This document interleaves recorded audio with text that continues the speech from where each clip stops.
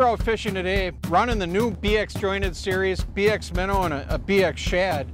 I don't know if I should frame this thing or fish with it.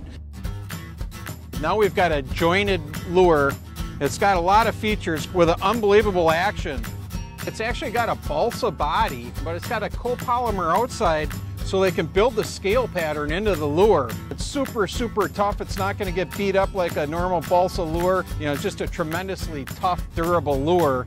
On top of that, it adds a little weight to the lure so you can cast it a mile.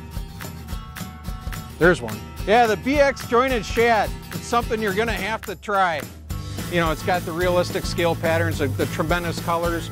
Premium BMC black nickel hooks. They're ultra, ultra sharp. If a fish touches that, it's all over. Holographic eyes just makes it so natural looking. And the jointed just gives it a much more realistic swimming action. I don't know how a fish could tell this apart from the real thing. It's really a work of art. The lifelike patterns that Rapala came up with are incredible. You know, they've got perch and they've got fire tiger, they've got natural minnow, they've got gold shiner, they've got the colors covered.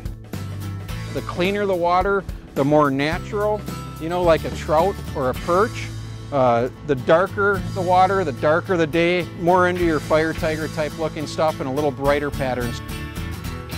You know, everyone's got their choice for equipment when you're tossing the BX jointed series. My typical setup is a 6'9" spinning rod. The longer the rod, the further your cast. It's got a real loose tip, little bigger spool reel with that 832 braid, you're good to go. You know, when you go to a jointed lure like the BX jointed minnow and the BX jointed shad, the lure is doing so much action. The fisherman really doesn't have to do that much. It's really a simple lure to fish. But I like popping it off of rocks, popping it off of weeds.